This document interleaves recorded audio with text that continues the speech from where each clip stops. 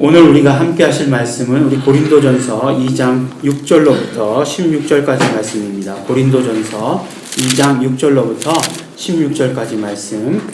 우리 한 절씩 우리 교독하도록 하겠습니다. 제가 먼저 6절 말씀 읽도록 하겠습니다.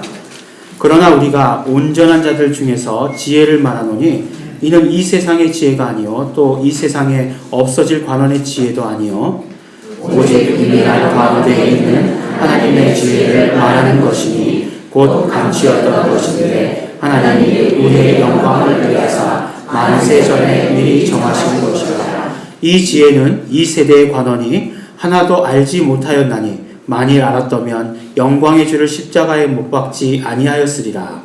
비록되나 하나님이 자기를 사랑하는 자들을 위하여 예비하신 모든 것을 눈으로 보지도 못하고 귀로도 듣지 못하고 사람의 마음으로도 생각지 못하였다 함과 같으니라. 오직 하나님의 성령으로 이것을 우리에게 보이셨으니 성령은 모든 것 곧 하나님의 깊은 것이라도 통달하시느니라. 사람의 사정을 사람의 속에 있는 영 외에는 누가 알리요? 이와 같이 하나님의 사정도 하나님의 영 외에는 아무도 알지 못하느니라. 우리가 세상의 영을 받지 아니하고 오직 하나님께로 온 영을 받았으니 이는 우리로 하여금 하나님께서 우리에게 은혜로 주신 것들을 알게 하려 하심이라. 우리가 이것을 말하거니와 사람의 지혜에 가르친 말로 아니하고 오직 성령에 가르친 것으로 하니 신령한 이는 신령한 것으로 분별하느니라. 육에 속한 사람은 하나님의 성령의 일을 받지 아니하나니 저희에게는 미련하게 보이며 또 깨닫지도 못하나니 이런 일은 영적으로라야 분별함이니라. 신령한 자는 모든 것을 판단하나 자기에게는 아무에게도 판단을 받지 아니하느니라. 함께 봉독하시겠습니다. 누가 주의 마음을 알아서 주를 가르치겠느냐?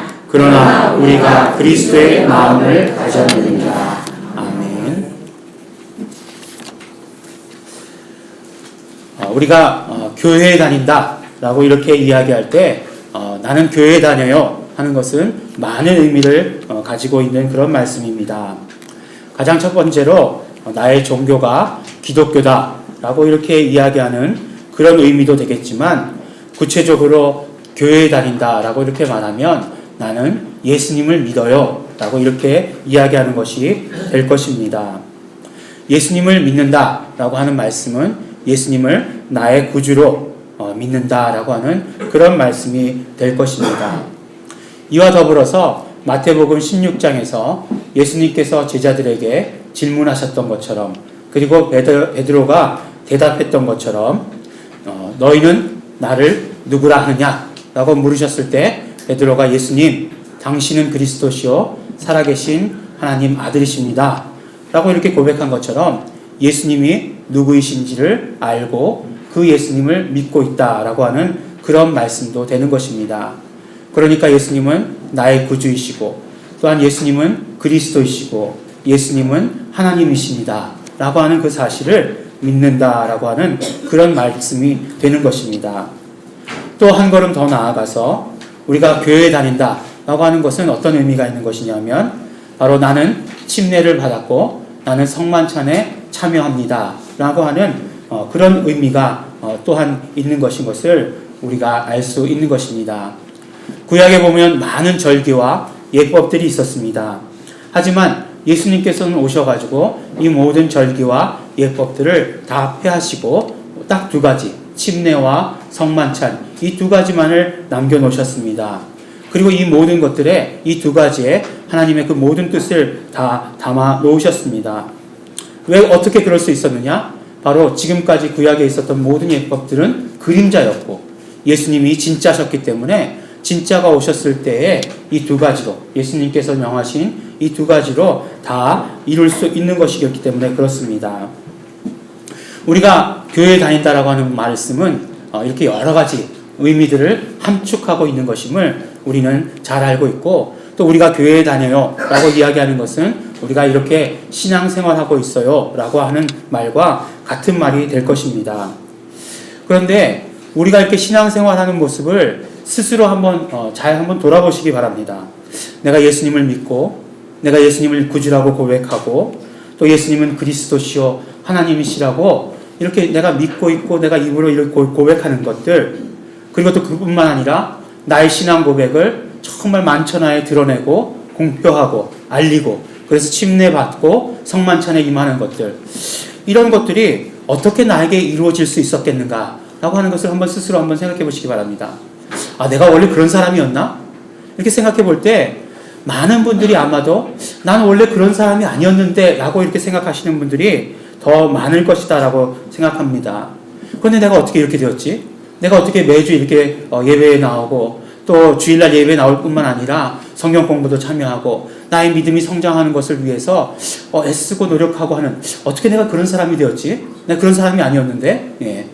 라고 생각할 때에 이것은 다 성령님으로 말미암아 된 것이다라고 하는 것을 우리에게 말씀해 주고 계십니다. 성령님께서 우리로 하여금 그렇게 하도록 역사해 주셨습니다. 모든 것이 다 성령님으로 말미암은 것입니다. 성령님으로 말미암아 우리가 예수님을 믿게 되었고 예수님을 나의 구주라고 신하게 되었고 성령님으로 말미암아 예수님은 하나님이십니다 라고 우리가 이렇게 고백하면서 살 수 있게 된 것입니다. 오늘 우리가 읽으신 본문 말씀, 우리 2장 6절 말씀을 보면 이렇게 말씀이 시작하고 있습니다. 우리가 온전한 자들 중에서 지혜를 말하노니 라고 이렇게 말씀이 시작하고 있습니다. 근데 성경을 읽을 때마다 참 굉장히 그 애매한 뜻을 가진 단어가 뭐냐면 이 온전한 자라고 하는 말, 온전한 자라는 말이 항상 애매하게 들립니다. 어떨 때 보면은 온전한 자, 어떨 때는 완전한 자, 뭐 이렇게 번역이 되어 있는 경우가 굉장히 많이 있습니다. 그러면 온전하다는 게 뭘까? 정말 이 성경에서 말씀하시는 온전한 자라고 하는 게 뭘까? 또 완전하다고 하는 게 뭘까라고 하는 것이 항상 의심이 들고 무슨 뜻인지 약간 이렇게 아리까리한 그런 적이 너무나 많이 있습니다. 근데 대부분 성경에서 보면 이 온전한 자, 완전한 자라고 얘기할 때는 어떤 어른이 된 것을 이야기할 때가 참 많이 있습니다. 그러니까 어른이 된 자들, 거기서 조금 더 발전하면 성숙한 자들, 이렇게 얘기할 때가 많이 있습니다. 그래서 온전한 자라고 할 때, 완전한 자라고 얘기할 때는 어른이 된 사람, 어른이 되었다는 것은 곧 성숙한 자를 이야기하는 경우가 많이 있습니다.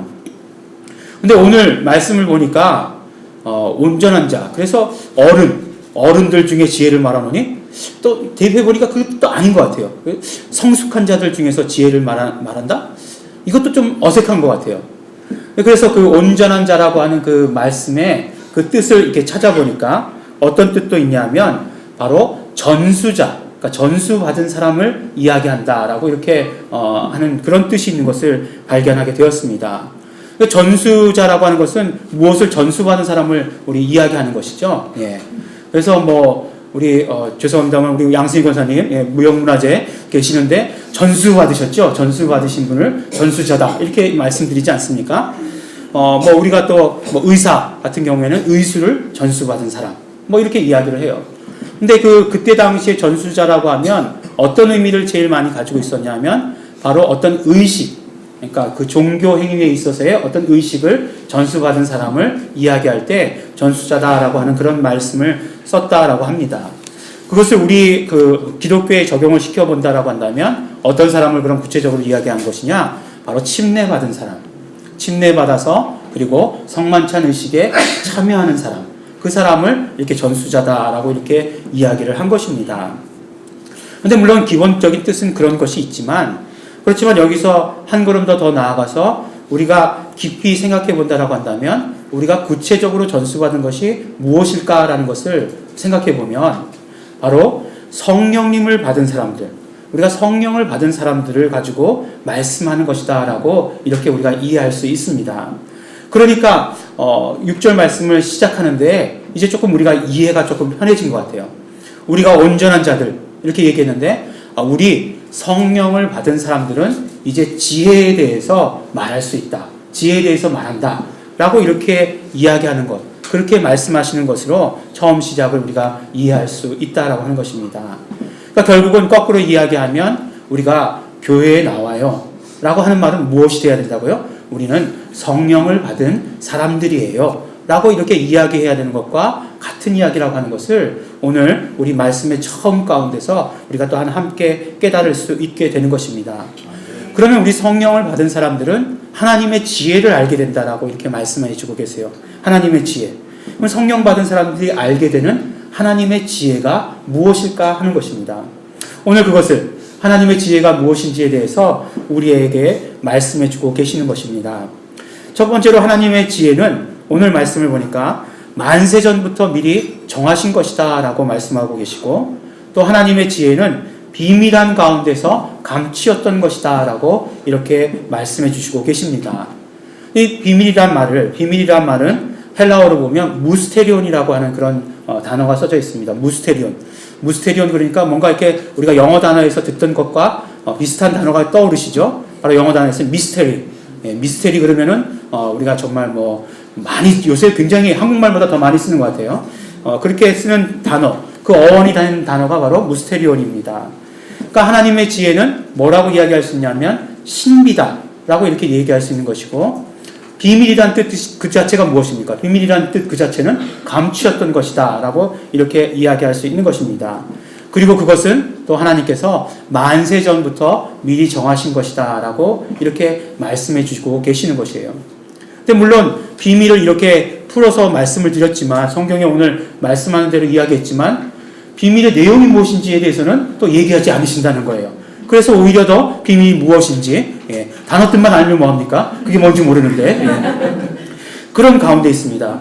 그러니까 또 놀리는 것도 아니면서 이렇게 말씀하고 계세요. 기록된 바라고 말씀하시면서 눈으로 보지도 못하고, 귀로 듣지도 못하고, 그 다음에 마음으로 깨닫지도 못했다라고 이렇게 말씀을 해주고 계시는 것입니다. 그럼 뭔데? 하나님의 지혜가 과연 무엇인데 우리가 이렇게 만세전부터 감추었던 것이고 우리가 그렇게 깨달을 수도 없고 그런 것이었는가 하는 것입니다. 오늘 사도 바울은 우리에게 말씀해 주시기를 하나님의 비밀은 무엇이냐, 하나님의 지혜, 그 비밀, 감추었던 그 비밀은 무엇이냐, 바로 예수 그리스도시다 라고 우리에게 말씀해 주시고 계십니다. 더 자세하게 어떤 사건을 말하라고 한다면 바로 예수 그리스도의 십자가와 예수님의 부활 사건, 그것을 바로 하나님의 비밀이라고 이렇게 말씀하시고 그것이 하나님의 지혜다라고 이렇게 말씀해 주시는 것입니다. 우리 인간은 영적인 존재로 창조되었습니다. 우리가 누구나 다 알고 있어요. 우리 이제 초등부, 중등부 다 물어봐도 나는 누구인가? 애들이 그러고 들어오잖아요. 나는 오늘 내가 누구인지 알게 되었어요. 딱 그러고 들어오잖아요. 그러면서 내가 영적 존재라는 사실을 알았어요. 막 이렇게 딱 들어와요. 그러면 그냥 너무 감사하죠. 웃기기도 하지만 감사하기도 해요.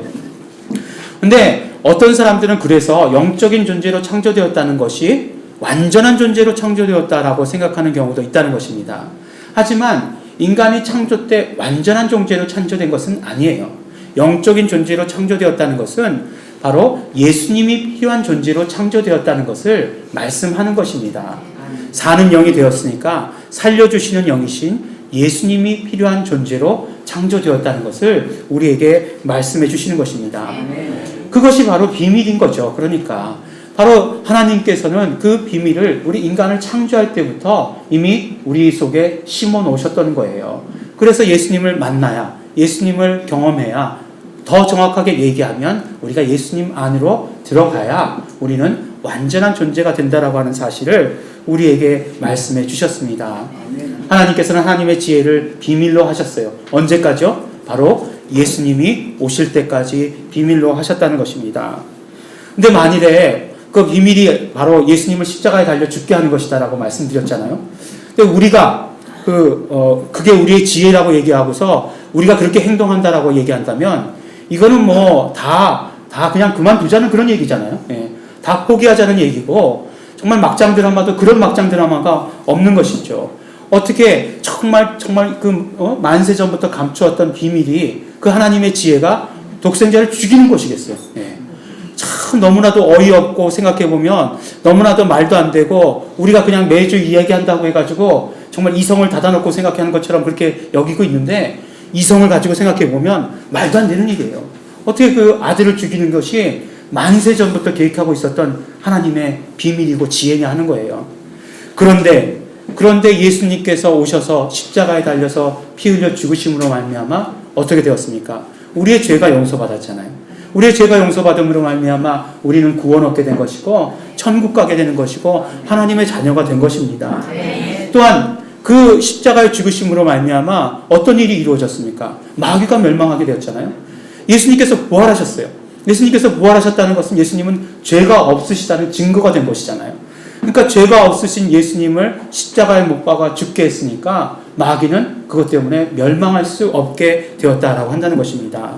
정말 하나님께서 예수님의 그 십자가를 통해서 이 두 가지 일을 동시에 이루셨다는 것, 그것을 우리가 또 알고 깨닫는다면 이것처럼 그런 어떤 하나님의 놀라운 지혜가 없다는 사실을 우리가 알게 된다는 것입니다. 그런데 이것은 성령님으로 아니하고는 우리가 깨달을 수 없는 그런 사실들이에요. 우리가 그냥 육체적으로 그냥 우리의 지혜를 가지고 생각해 가지고는 깨달을 수도 없는 그런 기가 막힌 그런 어떤 하나님의 지혜라고 한다는 것입니다.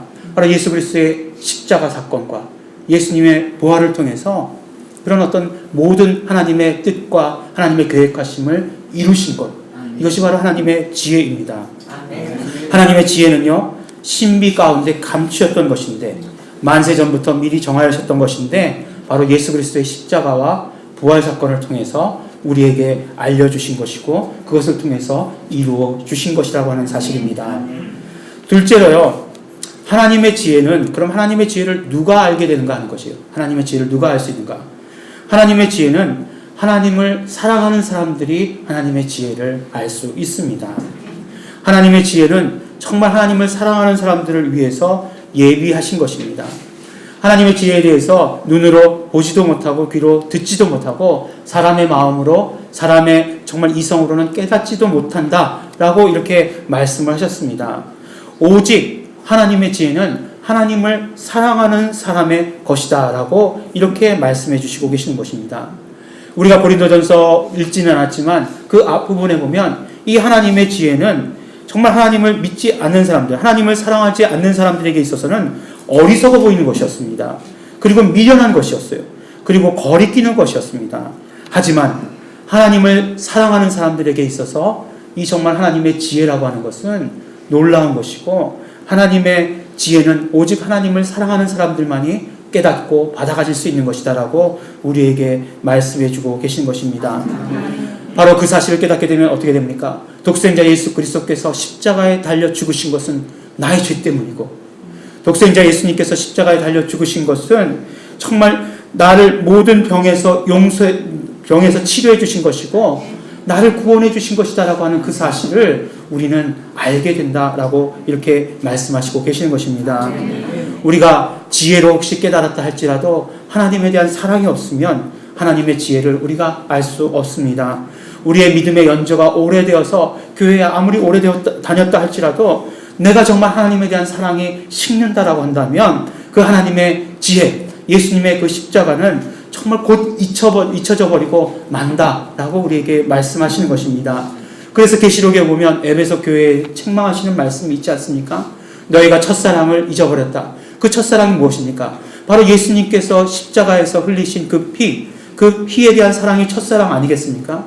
바로 예수님께서 피 흘리셨다라고 하는 예수님의 그 십자가에 흘리신 예수님의 피의 공로를 우리가 잊어버리면 우리는 안 된다라고 우리에게 말씀해 주시고 계시는 것입니다. 그렇기 때문에 우리는 하나님께 대한 사랑의 표현을 매일매일 하고 살아야 합니다. 하나님께 대한 사랑의 표현은 구체적으로 무엇이라고요? 바로 예수님의 피의 공로를 의지하는 것입니다. 우리 입으로 시인하는 것이고 또 매일매일의 삶 가운데서, 매일매일의 사건 가운데서 예수님의 피를 적용하는 것, 이것이 너무너무나 중요한 것이라고 우리에게 말씀해 주시는 것입니다. 참 이렇게 혈기가 많이 죽었다라고 생각함에도 불구하고 참 혈기가 굉장히 많이 남아 있더라고요. 그런 건 많이 이렇게 느끼게 됩니다. 이렇게 제가 요새 집에 이제 올라가면 저희 집이 이제 주상복합이에요. 그래가지고 밑에는 식당이 있고 3층이 저희 집인데 그러니까 1층, 2층은 식당 사무실, 3층 우리 집, 4층 또 다른 집이 있습니다. 근데 식당이 있다 보니까 요새는 식당 안에서 담배를 못 피우잖아요. 그러니까 뭐 그냥 복도에서 화장실에서 이렇게 담배를 피우는 거예요.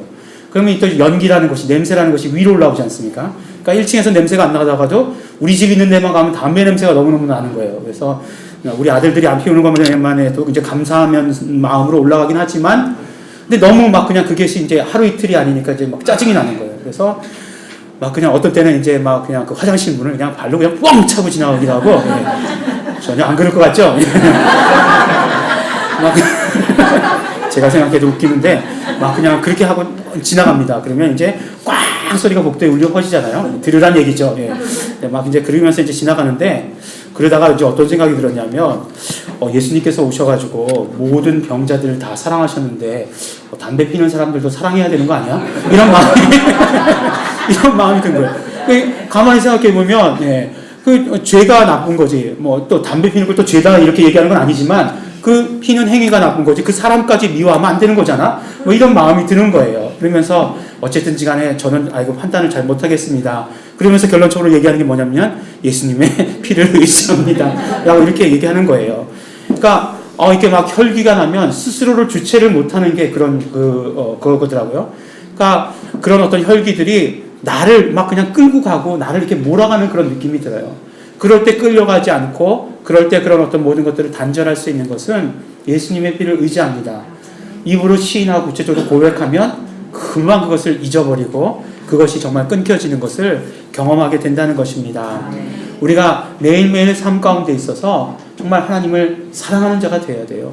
예수님의 피를 의지합니다. 구체적으로 고백함으로 말미암아 하나님을 사랑하는 자가 되면 우리에게 있어서 그 하나님의 놀라우신 지혜를 매일매일 경험하게 된다라고 말씀해 주시는 것입니다.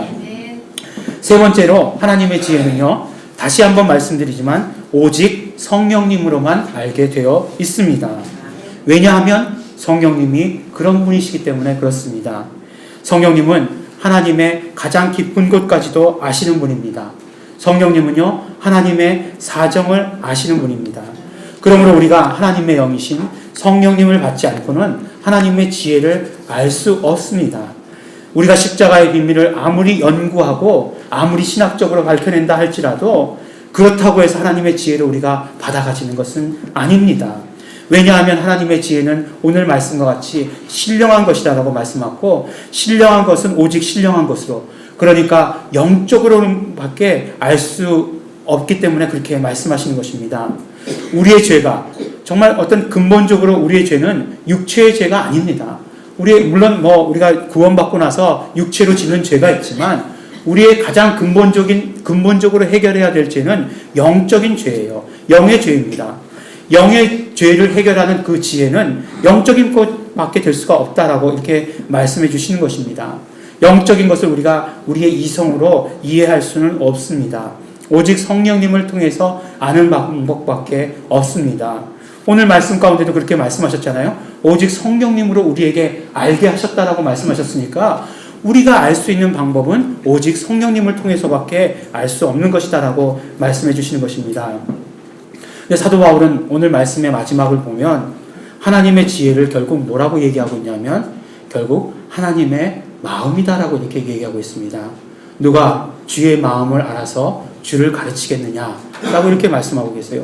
그러니까 오늘 말씀을 보면 하나님의 지혜라고 말씀을 시작했다가 그것이 하나님의 사정이다라고 이렇게 말씀을 하셨다가 그것이 바로 하나님의 마음이다라고 이렇게 말씀하고 계시는 것을 우리가 보게 되는 것입니다. 우리가 정말 아무리 열심을 가지고 있다 할지라도 우리가 아무리 열정을 가지고 있다 할지라도 우리가 하나님의 마음을 아는 것이 너무나 중요하지 않겠습니까? 우리의 신앙생활 가운데서 가장 중요한 것은 하나님의 마음을 아는 것입니다. 우리 자녀 가운데에서도 효자다 이렇게 얘기하는 그 자녀는 무엇입니까? 부모의 마음을 헤아리는 자녀를 효자라고 이렇게 이야기하는 것 아니겠습니까? 우리도 크리스찬이라고 한다면 우리 신앙인이라고 한다면 정말 가장 훌륭한 신앙인은 누구냐? 하나님의 마음을 아는 사람이 바로 정말 가장 훌륭한 신앙인이 될 것이라고 하는 것입니다. 그런데 어떻게 우리가 하나님의 마음을 알 수 있겠습니까? 우리가 추측한다고? 우리가 상상한다고? 우리가 막 느껴보려고 한다고 하나님의 마음을 알 수 있겠습니까? 아니요. 오직 성령님으로만, 성령님에 의해서만 우리는 하나님의 마음을 알 수 있다라고 얘기하는 것입니다. 하나님의 마음을 알 때 우리는 하나님의 사정을 알게 되는 것이고 우리가 하나님의 사정을 알고 깨닫는다면 하나님의 지혜가 무엇인지 우리가 알고 깨닫게 되는 것이다 라고 우리에게 말씀해 주시고 계시는 것입니다. 하나님의 지혜는요 하나님을 사랑하는 사람들을 위해서 만세전부터 신비 가운데 비밀로 하셨던 것입니다. 그런데 예수 그리스도의 십자가 그리고 그 부활을 통해서 하나님은 하나님의 비밀을 우리에게 드러내 주셨습니다. 오직 우리가 성령님을 통해서 그 하나님의 비밀의 중심이 예수 그리스도라고 하는 그 사실을 우리는 알 수 있게 되는 것이고 우리는 경험하게 되는 것입니다. 성령님을 통해서 가르쳐 주셨기 때문에 우리는 성령님을 통해서만 알 수 있는 것입니다. 성령님은 지금도 예수 그리스도를 우리에게 증거해 주고 계십니다. 예수님은 십자가에 달려 돌아가셨다 그리고 부활하셨다라고 하는 사실을 우리에게 증거해 주고 계시는 것입니다. 예수님의 십자가에 달리심은 우리의 죄 때문이고 우리를 구원하시기 위하신 것이고 또 우리의 모든 병을 고치시는 것이고 그 십자가를 통해서 마귀의 사망 권세는 세력을 잃었다라고 우리에게 말씀해 주시고 계시는 것입니다. 정말 세상 사람들은 정말 예수님은 죽었다라고 하는 것까지만 말하려고 하지만 성령님께서는 오직 예수님의 누명을 벗기시고 예수님이 누구이신지에 대해서 우리에게 말씀해 주시고 그리고 우리를 사용하시려고 하신다는 그 사실을 우리는 알고 깨달아야 하는 것입니다. 오직 성령님만이 예수님의 십자가가 이 하나님의 지혜라고 하는 사실, 하나님의 사정이었다고 하는 사실, 하나님의 마음이었다고 하는 그 사실을 우리에게 알려주고 계시는 것입니다. 그렇다면 우리가 무엇을 어떻게 해야 되겠습니까? 우리는 성령님을 알아야 됩니다. 성령님을 안다라고 하는 것은 우리가 공부해서 안다는 그런 의미가 아니라 성령님을 경험해야 한다는 그런 말씀입니다. 성령님을 경험을 통해서 알아야 된다라고 하는 그런 말씀인 것입니다. 그렇기 때문에 우리 정말 성령님을 경험을 통해서 우리는 경험해야 되는 것입니다. 그래야 그때 우리가 하나님의 지혜를 알 수 있는 것이고 하나님의 마음을 알 수 있는 것입니다. 고린도전서를 보면 정말 은사에 대한 말씀, 여러 가지 정말 그 교훈에 대한 말씀이 있습니다. 그러나 그 어떤 지혜도 그 어떤 은사도 성령님으로 아니하고는 경험될 수 없다라고 하는 것을 우리에게 말씀해 주고 계시는 것입니다. 성령님이 우리 가운데 충만히 임하셔야 됩니다. 성령님께서 충만히 임하시기 위해서는 어떻게 해야 되겠습니까? 성령님은 죄 가운데는 절대로 임하지 않으십니다. 그렇기 때문에 성령님을 영접해야 되는 우리는 정말 죄를 회개하는 일부터 시작해야 되는 것임을 우리는 알 수 있는 것입니다. 우리의 죄를 매일매일 고백해야 합니다. 성령 충만함을 위해서 정말 날마다 죄를 고백하고 예수님의 십자가의 그 피의 공로를 의지하는 일을 해야 하는 것입니다. 용서받는 것을 해야 합니다. 그러면 성령님께서 우리에게 임하십니다. 성령님께서 우리에게 임하실 때 충만히 임하십니다. 또한 우리 입술로도 고백해야 됩니다. 성령님의 임하심을 소원합니다. 성령님의 임재하심을 소원합니다. 성령님을 환영합니다. 성령님을 환영합니다. 성령님을 사랑합니다. 우리가 입술로 끊임없이 고백할 때 성령님은 충만히 우리 안에 거하시게 되는 것입니다. 그러면 성령님으로 말미암아 우리는 하나님의 지혜를 알게 되는 것이고 하나님의 사정을 알게 되는 것이고 하나님의 마음을 알게 되는 것입니다. 사랑하는 우리 예일중앙교회 성도 여러분, 하나님의 지혜는요 하나님의 사랑입니다. 오직 하나님의 사랑을 받은 자만이, 하나님을 사랑하는 자만이 하나님의 지혜를 알 수 있습니다. 하나님의 사랑, 하나님의 지혜는 예수님이십니다. 예수 그리스도의 십자가 사건과 그 부활을 통해서 이루신 모든 것들이 하나님의 지혜이십니다. 우리가 하나님의 지혜를 알고 깨닫고 경험하는 것은 오직 성령님으로만 알 수 있는 것입니다. 우리 성령님을 영접하시기 바랍니다. 성령님을 환영하시기 바랍니다. 성령님을 사랑하는 우리 성도들이 되기를 바랍니다. 그러면 우리가 하나님의 지혜 가운데 있게 될 것이고 하나님의 사정 가운데 있게 될 것이고 하나님의 마음 가운데 있게 될 것입니다. 또한 성령님께서 증거하시는 십자가의 능력이, 예수 그리스도의 부활의 능력이 우리 삶 가운데 충만하게 임하시게 되기를 예수 이름으로 축원합니다. 우리 함께 기도하시겠습니다. 이 시간에 우리가 기도하실 때 우리 감사하면서 기도하기 원합니다. 정말 예수 그리스도를 이 땅에 보내주신 그 아버지 하나님의 사랑, 아버지 하나님의 지혜를 감사드립니다.